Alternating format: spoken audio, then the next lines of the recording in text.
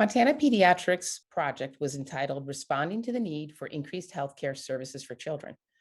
Our clinical scholars fellows included Dr. Chelsea Bodner, Dr. Monica Taylor Desir, and Dr. Michael Hasselberg. Our community partners were HPDP, the HPDP school-based health clinics, ResCast, and Erica Berry, a rural nurse practitioner.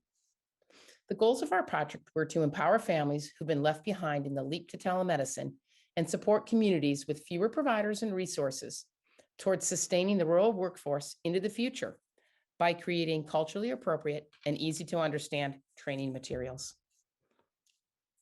We initially set out to create our training materials to be heavy in teaching technology, how to use the tools for telemedicine. We started out by doing a 5-day trip to Fort Peck to engage, listen, set project goals, and talk to them about what we were going to do.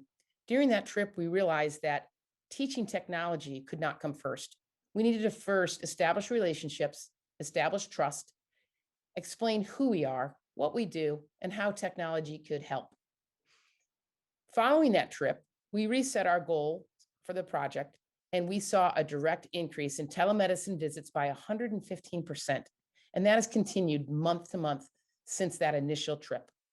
We created training videos, a video library, and a technology manual specific to the rural use of telemedicine and designed to be culturally and educationally appropriate for Fort Peck. This now will serve as our template for expansion and replication to the next community. We interviewed and captured rural providers' inputs along the way on our project, and we began the planning process for replicating this to other communities. What were the outcomes we noted? We saw improved understanding of who we are, what we do, and how telemedicine works, and thus an increase in trust in us. Increased equitable access to healthcare was noted, and there was an increased continuity of care and support for community providers. What were the important lessons we learned along the way? Always involve community members early. How you do something can be more important than what you do. Take the time needed to create reciprocally beneficial relationships based on trust. Our project could not have moved forward if we had not backed up and taken that step. The value of understanding the long-lasting impacts of trauma is extremely important when working in Native American communities and rural communities, as impacts of trauma go back generations. This was important for our project.